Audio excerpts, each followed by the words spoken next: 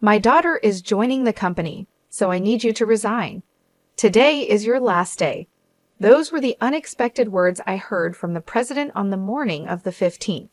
I was completely taken aback, unable to find the words to respond.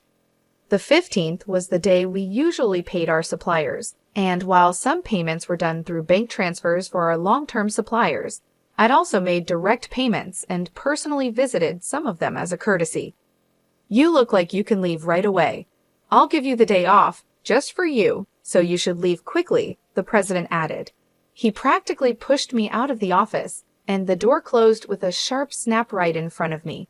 I stood there in shock, not knowing where to begin or how to argue my case. My name is Julie.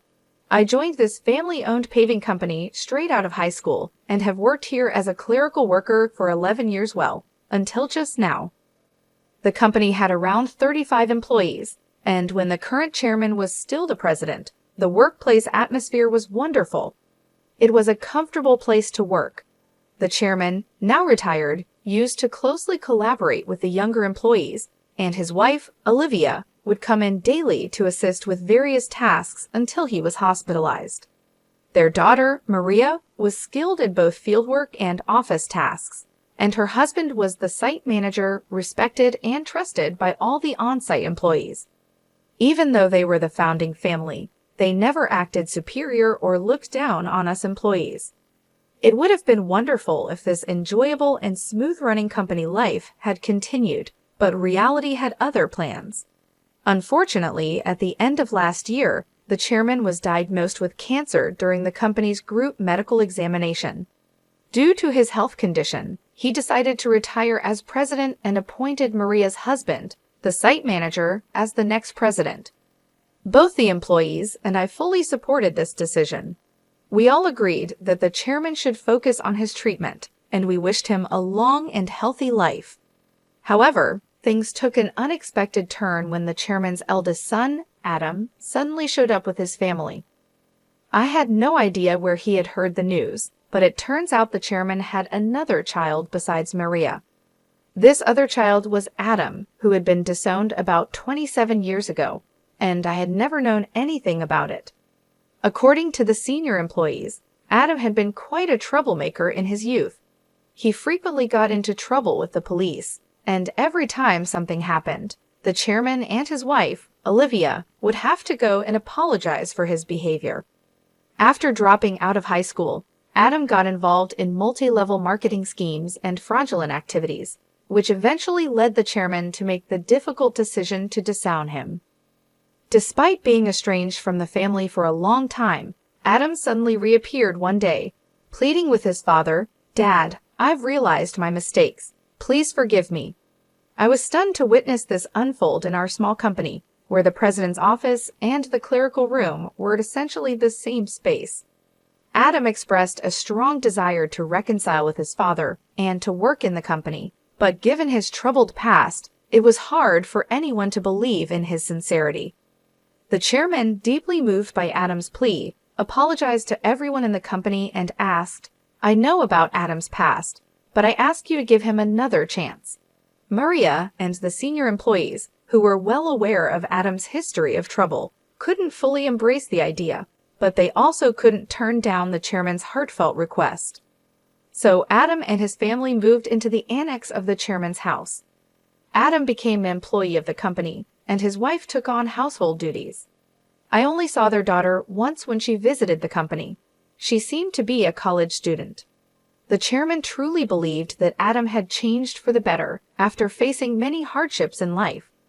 Olivia was overjoyed to have her son back and often talked about how they would rebuild the company together as a family.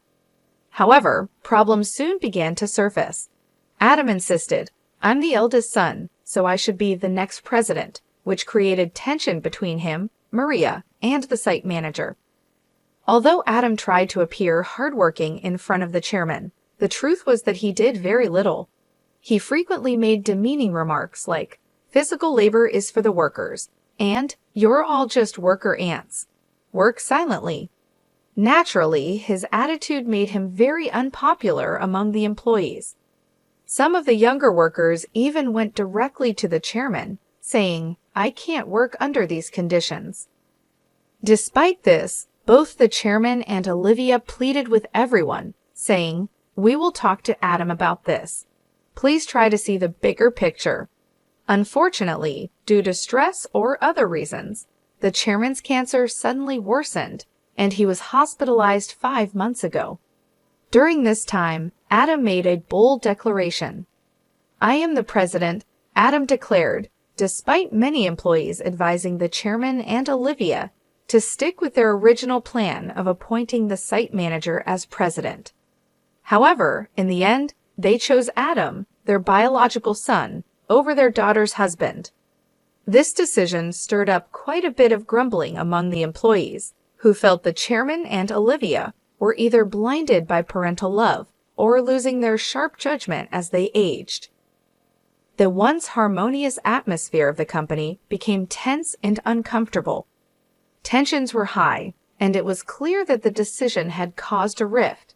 Maria and the site manager, her husband, began working behind the scenes to keep the company running smoothly. This left me handling all the administrative tasks alone, a job that was once shared among Olivia, Maria, and me. Now, I often found myself working overtime, sometimes leaving so late that the date had already changed by the time I got home. Meanwhile, Adam seemed to have no interest in the responsibilities of running the company. He treated administrative duties as if they were effortless, spending his days at hostess bars, betting on horses, or gambling. My relationship with Adam, the new president, took a serious downturn over an issue with expenses. Adam had been using the company's credit card for personal dining and entertainment, and while I had overlooked it to some extent, this time the expense crossed a line. With apprehension, I handed the receipt back to him. "I can't approve this expense," I told him. "What? Why not?" he demanded. "This is for your wife's corrective underwear. It's not related to business, so it can't be expensed," I explained, trying to remain calm. Adam's face flushed with anger. "Don't challenge me. She's the president's wife. It's natural for her to dress well. This is a valid expense," he insisted. "No, that's not how it works. Your wife's underwear can't be considered a business expense," I stammered, struggling to comprehend how the president could justify a $7,000 expense for his wife's corrective underwear. His next suggestion left me even more bewildered. "Then let's turn selling corrective underwear into our new business venture. We'll categorize it as inventory, so it counts as an expense," Adam said, seeming pleased with his idea. I was at a loss for words. "We're a paving company," I managed to say, trying to make him see reason. "So what? We can threaten clients that if they don't buy from us, we'll cancel their contracts. Everyone will buy It's easy money. $31,000 for $7,000 worth of product." Adam chuckled loudly, but I felt horrified. "That's absolutely unacceptable. It will damage our credibility," I snapped at him in anger. From that moment on, I became the target of the president's disdain. Day after day, I endured constant berating from him. The situation became so difficult that I wasn't sure how much longer I could handle it. I thought about quitting many times, but I kept going. My loyalty to the chairman, who had always supported me, and my concern for the team, who would struggle if I left, were strong reasons to stay. The truth was, I couldn't afford to lose my job suddenly either. So I decided to tough it out until the right moment came for me to move on. But then, out of nowhere, I was fired. If I quit abruptly now, it will cause problems for our clients, I thought to myself. Taking a deep breath, I gathered all my courage and confronted the president. "I can't do this. I can't just leave without proper notice and a handover. Even your daughter wouldn't be able to handle the workload right away. Besides, today is the day we need to handle payments," I said in one breath, fully expecting the president to explode in anger. As expected, the president's face turned red with rage. "Shut up. I told you to resign because my daughter is joining the company. Today is your last day. After the payment, let them wait until they come to collect it." There's no need to pay them up front, he barked. Excuse me, isn't it normal to pay for something once you buy it? I was shocked and tried to explain it to him calmly, as if I were talking to a child.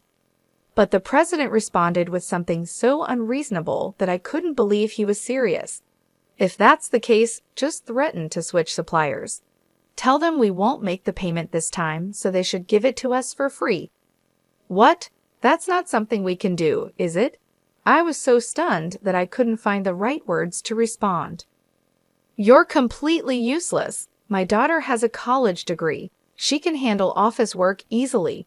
As family, she won't question my expenses like you do. You're all talk and no action.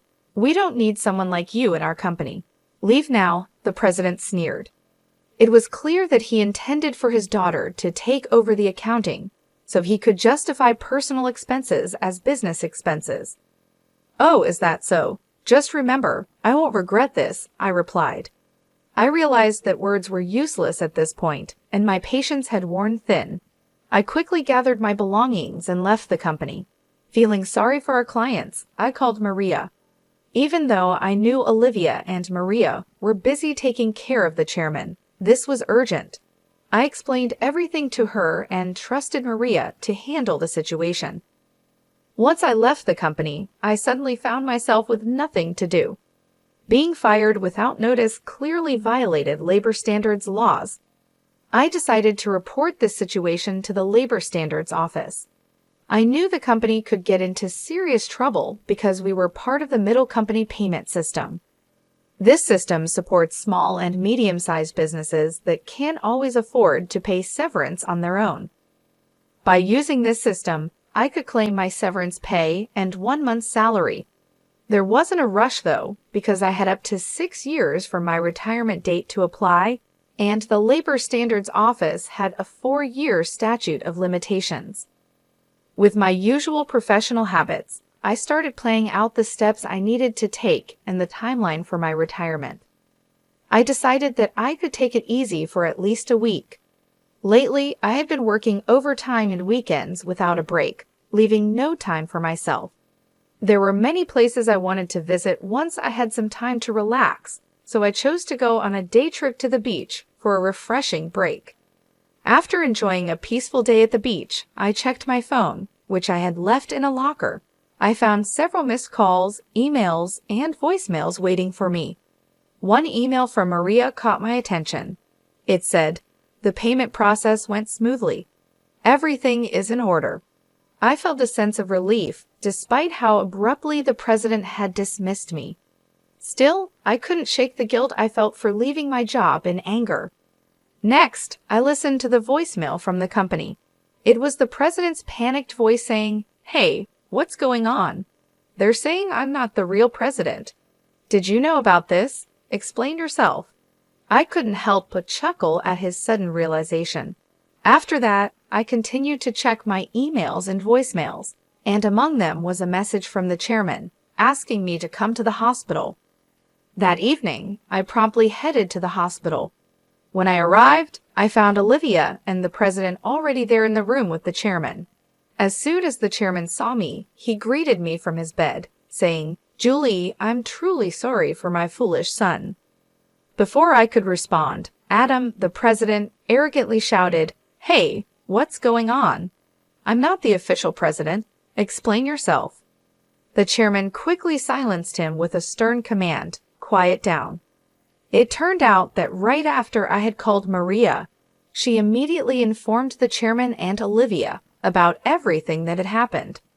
Upon receiving the news, the chairman had contacted Adam, who had been acting as president, and asked him directly, "Do you really not know anything? So what's the truth?" I calmly explained to Adam, the president, who was still shouting in confusion, "Adam, you didn't have any legal authority. Your role as president was just a title." It might seem confusing, but in business terms, being the president is a position within the company that doesn't hold legal standing like a representative director does. The representative director is the person who is legally responsible for the company's actions externally. It's a more formal role that requires specific legal procedures to change. I continued, while the title of president can be changed informally within the company, changing the representative director involves complex legal processes. That's why your position didn't carry the legal weight you thought it did. 5 months ago, when Adam was appointed as president, there was strong opposition from Maria, the site manager, and some veteran employees. That's when I proposed a strategy. Adam would be a figurehead president, while the chairman remained the legally responsible representative director. As someone familiar with company procedures and laws, I knew how complicated these things could get. Under my plan, if Adam showed genuine dedication and won over the employees, we would then start the legal process to formalize his presidency. However, if Adam failed to prove himself fit for the role, our backup plan was to either remove him or even consider closing the company, while Maria and the site manager prepared to start a new venture. Maria doubted Adam's ability to change, but the chairman and Olivia continued to believe in him until he unfairly dismissed me. That seemed to wake them up to his shortcomings. If you want to be a leader, you need to learn to take care of your employees. I've told you this many times, the chairman emphasized. Adam retorted, "It's not a big deal, right? Can't we just handle the procedures now?" "No, it's not possible," the chairman explained. "Our company offers stocks to employees who want them, and many of them own shares. Julie owns 20%, making her a major shareholder. We can't ignore her views, and other shareholders won't support you either." As the reality of the situation started to sink in, Adam's face paled. "What? I don't have any shares." "None?" he stammered. "I plan to pass on my shares to you once you proved yourself as president. But I'm deeply disappointed in you. Were you only interested in my wealth, thinking I didn't have much time left?" the chairman said, slumping in despair. Olivia remained silent, visibly upset. Defiantly, Adam responded, "Well, I'm the eldest son. What's wrong with taking what's rightfully mine? The company belongs to me." "I can't forgive you anymore," I said firmly. The chairman bears full responsibility as the representative director of this company. Moreover, as a shareholder, I have the right to call for a shareholders' meeting and propose your removal. I made my stance clear. The president's face drained of color as he realized the seriousness of the situation. "You mean I could be fired?" he stammered. "Adam, you were just a clerk," I replied. "Julie is right. At this point, no one will support you," Olivia interjected, her voice full of concern. She then turned to me, "Julie, I owe you a sincere apology. I regret the trouble caused because of my love for my son. Please tell me what you'd like to do." I confronted the president directly. "Mr. President, I no longer wish to work under your leadership, so I am resigning immediately. However, I expect to receive my severance pay along with 1 month's salary, including unpaid overtime and holiday pay. As a shareholder, I will also take action through the Labor Standards Office to remove anyone who is harmful to the company." As I spoke calmly, I noticed the president's complexion shift from pale to completely white. I continued, informing them that Maria had been actively visiting clients and successfully promoting our new company. Many clients had already decided to switch from our current company to the new one, and most of our employees were planning to follow suit. "That's impossible. I'll sue you," the president threatened, his voice cracking with desperation. But before he could say anything more, the chairman intervened firmly, cutting him off. "I am the representative director. You have no such authority," the chairman declared firmly. The president collapsed to his knees, and I felt a mix of emotions: regret, disappointment, and a strange sense of closure. "Mr. President, it's unfortunate that things had to end this way. If you had changed your approach when you returned, things might have turned out differently. There were plenty of opportunities for understanding if you had made an effort to learn and adapt," I said, trying to convey the missed chances. Ultimately, it was the president who squandered those opportunities, a classic case of reaping what you sow. In the aftermath, the chairman made the difficult decision to shut down the company, leaving Adam unemployed. The president's wife tried to sell the corrective underwear, but her efforts didn't succeed. They faced legal issues due to their aggressive sales tactics and were eventually arrested for their involvement in a pyramid scheme. When Maria returned to her parents' home, she found boxes of unsold underwear left behind. As for their daughter, she found employment elsewhere, although I'm not sure where exactly. As for me, I'm now happily working at the new company started by Maria and the site manager. I cherish the relationships I've built with others and strive to live authentically each day.